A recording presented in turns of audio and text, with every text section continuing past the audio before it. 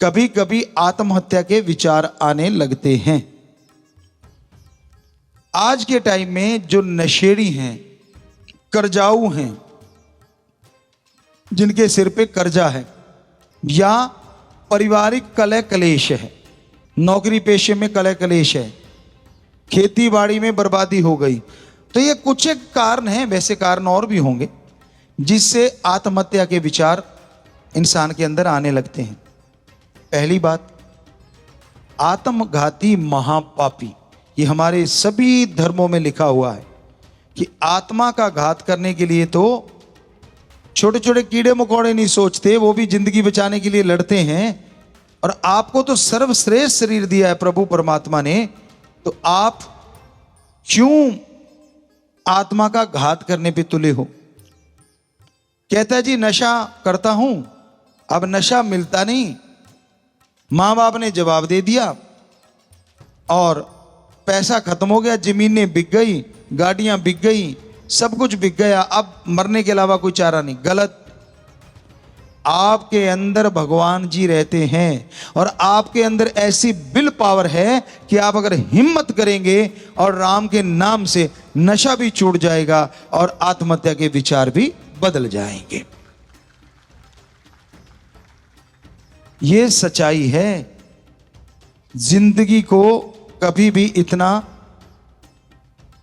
कमजोर मत बनाइए, अपने आप को मजबूर मत बनाइए और जिंदगी को इतना फालतू मत समझिए। फिर कर्जा हो गया,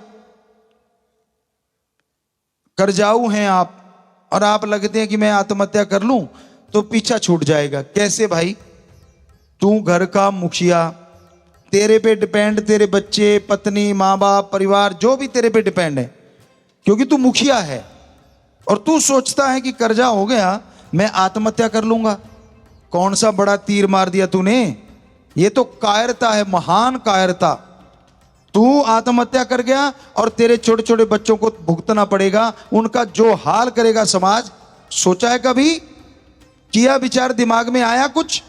आप निकल लिया कि मैंने मर जाऊं और सारे परिवार को दुखी कर जाऊं। क्या कैसा है तू मुखिया और कैसा है तू इंसान? नहीं भाई, ऐसा मत कर। कोई भी बेटी बेटा हमारा ऐसा सोचता है, राम जी की औलाद, कभी ना सोचो ऐसा, बल्कि डट के सामना करो। कोई भी मुसीबत परेशानी आती है, मुश्किलातें आती हैं, आप हिम्मत करो।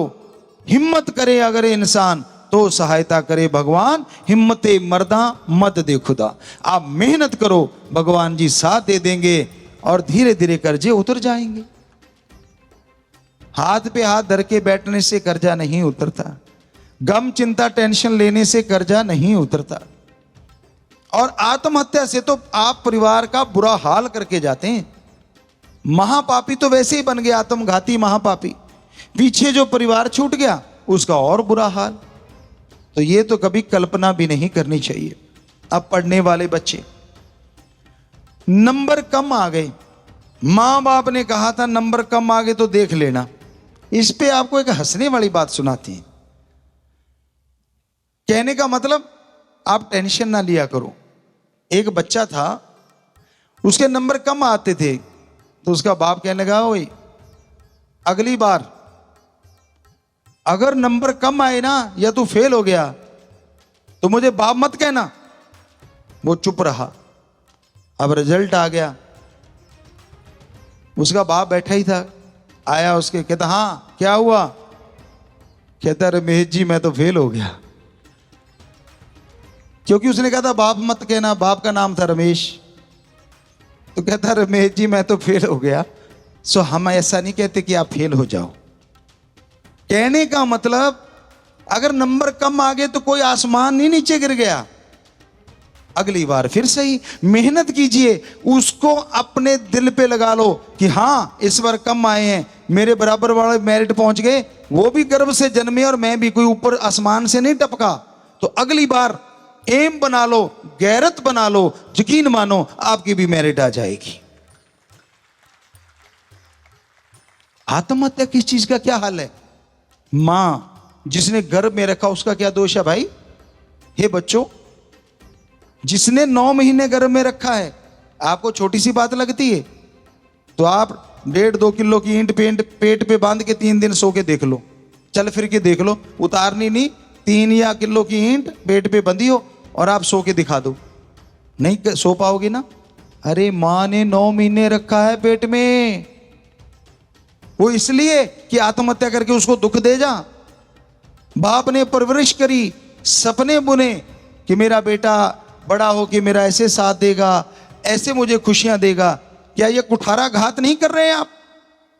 और मां बाप को भी इतना प्रेशराइज नहीं करना चाहिए बच्चों को कि देख लेना अगर कम नंबर आए वैसे हो जाएगा वैसे हो जाएगा। पढ़े लिखे कुछ ज्यादा ही प्रेशर डालते हैं। गांव में हमने देखा अनपढ़ नहीं परवाह करते, कहते पुत्र ढंग नाल पास हो जी, उनका काम होता है। हमने जो देखा आज भी ऐसे ही होता होगा कि बेटा जी पास हो जाना, अच्छे नंबर ले आना। और ज्यादा जो पढ़ लिख के कट जाते हैं ना माँ बाप, खुद का मार्कशीट नहीं दिखाएंगे कितने लिए थे, या तो वो दिखाने की जरूरत नहीं पड़ेगी। अगर आप इंटेलिजेंट है, नेचुरली सेल वैसे ही जाएंगे बच्चे में और वो भी इंटेलिजेंट बनेगा। पर क्या आपने उसके संगी साथियों का कभी ध्यान दिया कि उसका संग तो नहीं गलत, कहीं गलत संग में तो नहीं फंस गया? क्या आपने उसको कभी टाइम दिया है, कभी चेक किया है उनके टीचरों के पास, मास्टरों के पास 15 दिन के बाद, महीने के बाद उसकी रिपोर्टिंग करी है कि बताओ मेरा बच्चा पढ़ाई में कैसा है, स्कूल में उसकी कितनी हाजिरियां हैं? 15 दिन में करते रहो चेक, पता चल जाएगा वो स्कूल में ही जाता, कहीं और तो नहीं जाता 15 दिनों में बीच में। और पता चलेगा तो फिर चेक करो। और प्यार से हैंडल करके गलत सोबत में पड़ गया है तो उसकी वो गलत सोबत हटवा दो। अगर ये सब कर रहे हो आप मां बाप, तो हकदार बनते हो बच्चे को कहने के कि बेटा नंबर अच्छे ले आना।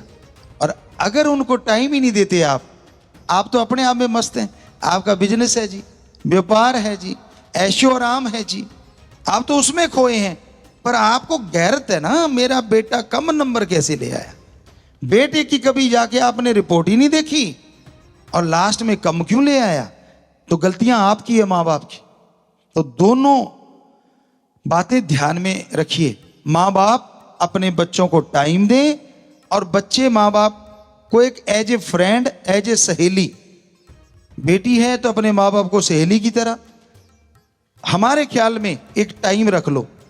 पहले भी हमने बहुत साल पहले सत्संग में बोला था, आज फिर से कहना चाहेंगे कि आप एक टाइम रख लो, 1 घंटा 2 घंटे। बच्चा स्कूल से आता है, आज की भाषा में फ्रेंड टॉक, उसका नाम दे दो फ्रेंड टॉक, कि एक दोस्त की तरह, एक सहेली की तरह माँ बाप अपने बेटे बेटी से दोनों बैठ के बात करें कि बेटा इस टाइम में जो भी तू बताएगा हम तेरे को लड़ेंगे नहीं। तो 100% बाहर वो दोस्त मित्र नहीं बनाएगा, क्योंकि घर में ही दोस्त मित्र मिल गए और आपको हर बात शेयर करेगा। और जो बात आपको लगी कि ये गलत दिशा में जा रहा है, तो एक फ्रेंड की तरह ही उसको गाइड करके, एक दोस्त की तरह गाइड करके उसे समझा दीजिए और वो आदत छोड़ देगा। लेकिन आप तो जी हिटलरबाजी करते हैं, मेरे से डरता रहना चाहिए। कई तो बच्चे माँ बाप से आंख ही नहीं मिलाते, बाप के तो पास ही नहीं आते, यूं लगता वो करंट मार रहा हो। नहीं, ये बिल्कुल गलत। ठीक है, जब फ्रेंड टॉक करते हैं उसमें जो उसने बताया, बाद में कहीं पीटना मत उस बातों के लिए, अगले दिन फ्रेंड टॉक खत्म हो जाएगी। फ्रेंड टॉक का मतलब उसको उसी तरह से हैंडल करें, बाद में उसका जिक्र नहीं करना 2 घंटे के बाद। तो बच्चा आपको हर चीज बताएगा, स्कूल में, बस में, कहाँ क्या क्या हुआ और क्या क्या नहीं। वो छोटा है, छोटे होते से ये शुरू कर लोगे, आप तो समझदार है ना, आपको पता चल जाएगा कि कोई बच्चे को गलत दिशा में तो नहीं ले जा रहा। तो यकीन मानो, ये फ्रेंड टॉक अगर शुरू कर लोगे अपने बच्चों के साथ, दोस्ती का एक रिश्ता, माँ बाप तो हैं ही आप, और दोनों बैठ के अपने बेटे बेटी से सारी बातें करें। हर चीज का हल जब मां से बाप से मिल जाएगा कि भाई इस मुश्किल से निकलेगा ये हल, तो उसको बाहर दोस्ती की उतनी जरूरत नहीं पड़ेगी। पर दोस्त बनाएगा भी तो स्वस्थ दोस्त बनाएगा जो हर समय साथ रहें। तो हमारा काम तो बताना है। तो इस तरह से बच्चे पढ़ाई में भी अच्छे होंगे और आत्महत्या रूपी ये जो बला है ये बच्चों से दूर हो जाएगी। तो कर्जे की बात कही और ये पढ़ाई वाले बच्चों की बात कही। अब बिजनेस व्यापार में लॉस हो जाता है या खेती बाड़ी एकदम तबाह हो जाती है तो भी कई किसान भाई, बिजनेसमैन आत्महत्या कर जाते हैं। और एक है शक, जो सबसे गंदी चीज है। पति पत्नी में ये बहुत बड़ा जहर है। बिना वजह शक, दृढ़ यकीन होना चाहिए एक दूसरे पे और कोई दोनों में से एक भी यकीन तोड़े ना। अगर टूट गया तो रिश्ता भी खस्ता हो जाता है, लचकदार हो जाता है, उसमें वो विश्वास नहीं रहता, फिर दोनों आवारागर्दी पे उतर जाते हैं। तो इसलिए आत्महत्या का ना सोचें और रिश्तों को मजबूत और यकीन मजबूत होना चाहिए। किसान की फसल तबाह हो गई, बड़ा दर्द है। 6 महीने मेहनत करता है, क्योंकि हम भी किसान के घर पैदा हुए। बड़ा दर्द होता है जब फसल पकी पकाई हो। एक बार ऐसा ही हुआ था, 84-83 की बात होगी, ध्यान में नहीं हमें, बरसात आ गई, गेहूं की मंडलियां बोलते हैं, ढेरियां लगी होती हैं, जगह जगह काट के लगा देते हैं। अब वो खलियान में लाके रखी, बरसात आ गई, अगले दिन धूप वगैरह निकली, उसको बिखेर दिया, 2 दिन धूप पड़ी, वो सूखने लगी, तीसरे दिन फिर बरसात आ गई, तो बिल्कुल गेहूं काली पड़ गई और बदबू आने लग गई। बहुत मुश्किल से थोड़ी सी गेहूं घर के लिए बची। तो इतना खर्चा किया होता है, कैसे कंट्रोल करें? पर इसका मतलब ये थोड़ा ना कि आत्महत्या कर लो। खाने को तो मिल गया, जीने का तो है, चलो कर्जा उठा लिया, उसका दर्द है, पर मरने से क्या बताइए आप, कर्जा उतर जाएगा क्या? वो जो समस्या घर के लिए खड़ी हो गई, क्या वो हल हो जाएगी? जी नहीं। हे किसान भाइयों, ऐसा करने से आप ही नहीं, आप सारे परिवार को दुखी कर गए। आप घर परिवार में बैठ के दुख साझा करो, अंदर ही अंदर मत रखो कि भाई आपा इतना कर्जा उठा चुके हैं, फसल अपनी तबाह हो गई, अब आपा ने हाथ बंद करके खर्चा करना है। मतलब कम से कम खर्चा, जिंदगी का जीवन यापन करना है। ऐशो आराम को मारो, तिलांजलि दे दो, छोड़ दो। तो सारे परिवार में जब आप बात करोगे ना, आधा बोझ तो वैसे ही उतर जाएगा। क्योंकि एक अकेला आदमी जब दिमाग में रखता है तो दिमाग में टेंशन पैदा हो जाती है, उससे आत्महत्या के चांस ज़्यादा हो जाते हैं। और जब वही बात पूरी फैमिली में और संयुक्त परिवार हो तो कहना ही क्या, फिर तो सारे परिवार वाले मिलके लग जाएंगे कि हाँ हमारे पे कर्जा है और हमने मेहनत करनी है। यकीन मानिए रास्ते जरूर मिल जाते हैं जब इतने दिमाग इकट्ठे सोचते हैं।